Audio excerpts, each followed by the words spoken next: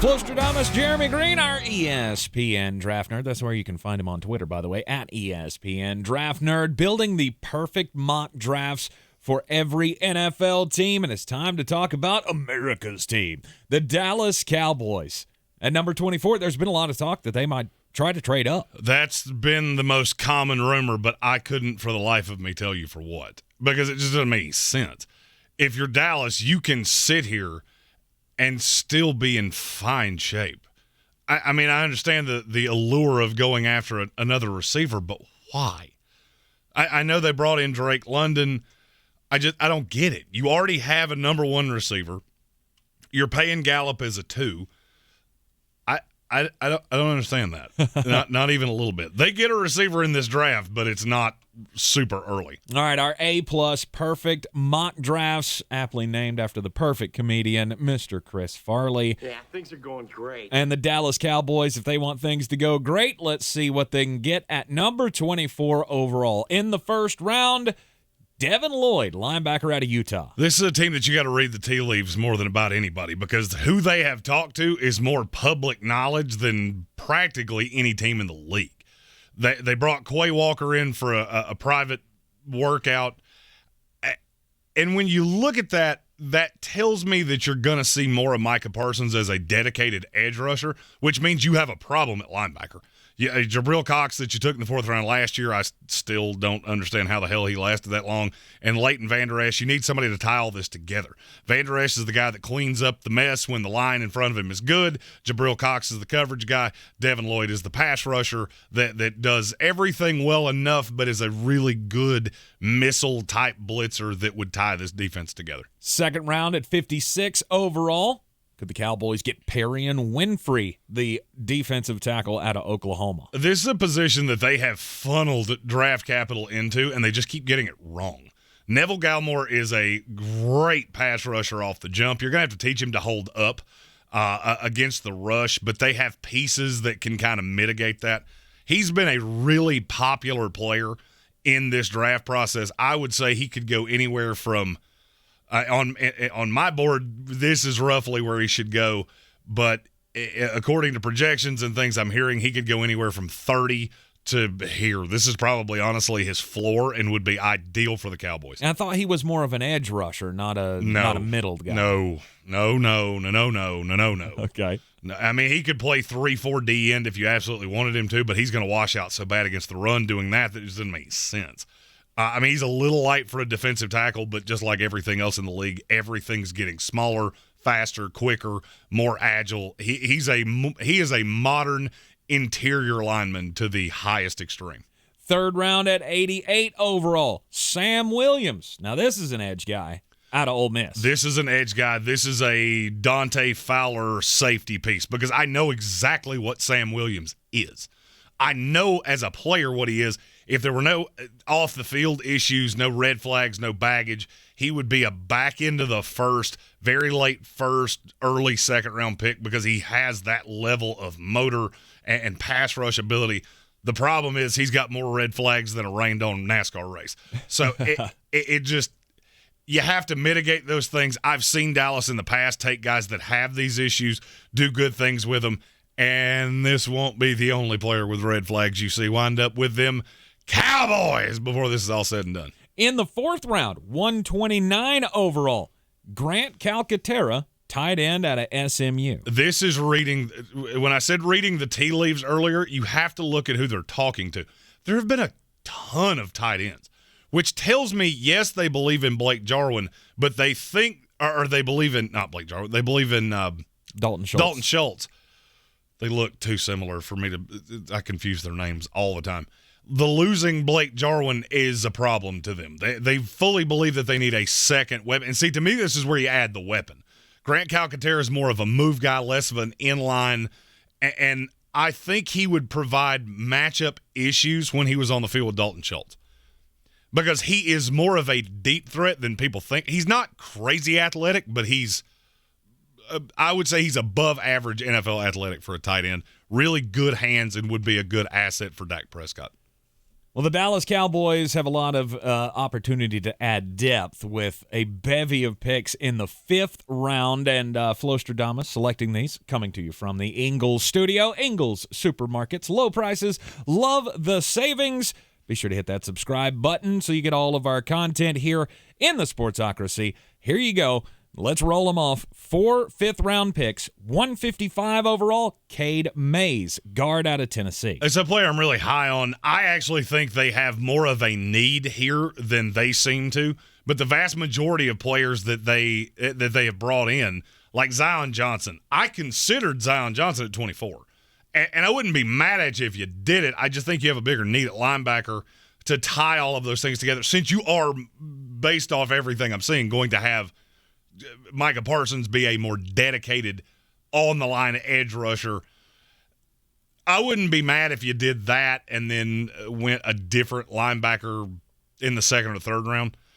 That's a possibility. The thing I'm noticing, though, is that the vast majority of players they're bringing in are either deep in the draft guys for the interior or they're tackles.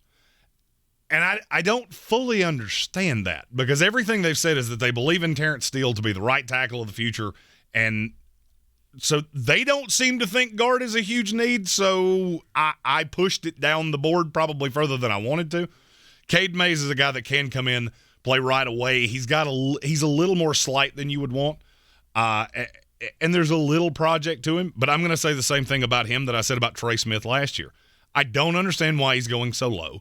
The tape does not dictate that, and I do think he could come in right away, be a day one starter, and be better in the run game than he would be in the pass game immediately, but I do think he can round off some technique things and be a good all-around guard very quickly. 167th in the 5th round, Markquese Bell, a safety out of Florida A&M. And this is the time where you start hearing just ridiculous hype on the smaller school guys, because the area scouts, they're all coming together to build the board. And so now Markquese Bell is getting more hype than I've heard in the past. Very scheme versatile. One of the only safeties in this draft that I actually think could do more than one thing. And you brought in Jaron Kearse, and I get that. This is not a replacement. This is a rotational piece because he plays in the box as well, and he's just a missile. He's hyper athletic. I want him to be the enforcer of my defense. You're going to have to teach him eye discipline, because there are times he gets caught in the backfield because he is looking to kill ball carriers. And there are times on play action his eye discipline would get lazy, and then he would be a step behind, and he just wasn't straight line fast enough to catch up for that. But he is a late riser here in the process and would be a good fit for the Dallas Cowboys. And Cowboys fans probably asking why not a wide receiver yet. Sweet mother of God, what is the holdup? All right, here you go. 176 overall in the 5th round, a compensatory pick, the first of 2 for the Cowboys. Charleston Rambo, wide receiver out of Miami. Okay, and I know I'm going to get questions about this because for whatever reason, Cowboy fans think this is the most pressing need you have. All right, let me give you the list of wide receivers that we as an industry know the Cowboys have talked to. Treylon Burks won't be there in the 1st round.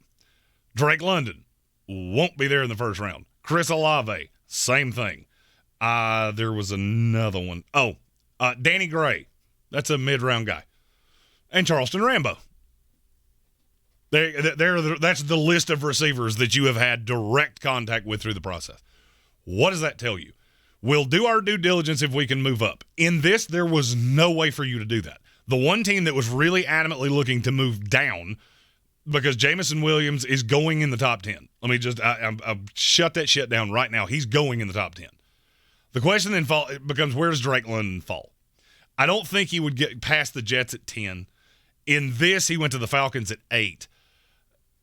So what are you going to do? You're going to move up for Treylon Burks? That's the only one that makes sense at the pick you're sitting at. I just don't believe he'll be there.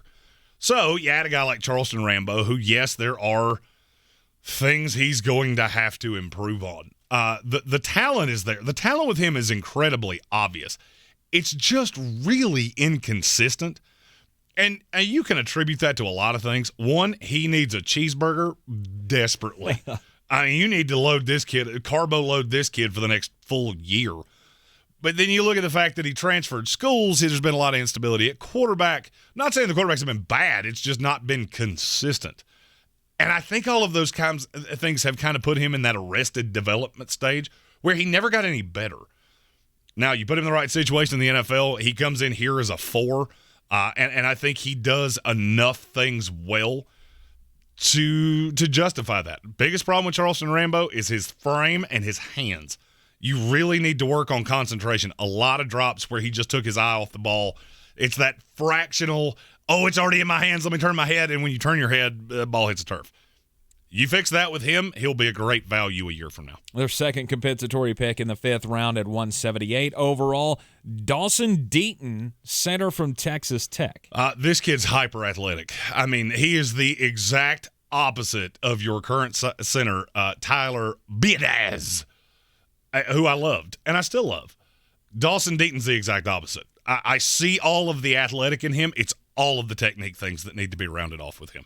The only center in this draft class that was rated higher than him on the RAS scale was Tyler Linderbaum.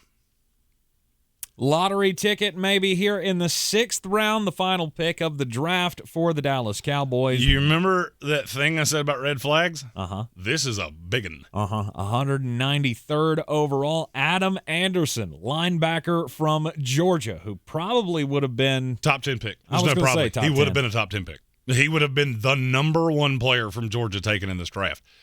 Now, the evaluation on him has gotten rangy, to say the least. No longer with the Georgia program. He's in this draft. You got pending sexual assault charges. Everything I heard initially was that there was a wide belief around NFL circles that was going to be settled out of court, or that the grand jury wasn't going to indict, and then the case just stopped. Nothing else has happened. So now we're all having to sit here and go, he's too talented for him to go undrafted. I don't believe that. Not with what I heard in the beginning. I could be completely wrong. Something could happen between now and April 28th that makes him completely undraftable. We don't talk about politics here. I'm not a lawyer and I'm not a cop. Here's what I can tell you. I've seen enough of these guys in my time doing this. They almost never go undrafted. Somebody takes a late flyer, and the Cowboys would be the ideal scenario there. Because even if, let's say you get nothing from him for a year, deals with court things and legal issues, and a year from now, you basically are handed a free top 10 pick. Now, if he's convicted or any of those other things, then yeah, you wasted a 6th rounder. But it's a lottery ticket. I was going to say there are very few of those in this draft. But in the end, you've wasted a 6th round pick. Yeah, so. I mean, hell, the Houston Texans traded one of those to the Jets for Blake Cashman, who I, honest to God, forgot was on the team. All right, so the A+ Chris Farley perfect mock draft for the Dallas Cowboys. It starts with the defense, and let's be honest. I mean, your defense was improved last year, but you still need to beef up the defense. I'm looking forward to the comments on this one. If you love this, hate this, think I'm a big mulleted, ginger-bearded dipshit and just want to tell me, Mom, I wish you could be Santa's little helper and shut your damn cake off. Feel free to do that in the comments. I go through and answer those as quickly as I can. A lot of busy time here around the draft. We'll also be doing mailbag videos between now and the draft, trying to answer as many questions about teams as we can ahead of the April 28th NFL Draft live from Las Vegas, Nevada. And we will be live here in the Ingles studio. Ingles Supermarkets, low prices, love the savings for each and every pick of the NFL Draft. Coming up in just, 2 weeks. It's hard to believe. 13 days. That's right. I'm Tank Spencer. He's Jeremy Greene. Don't forget to hit that subscribe button on your way to the next video, and we'll see you next time.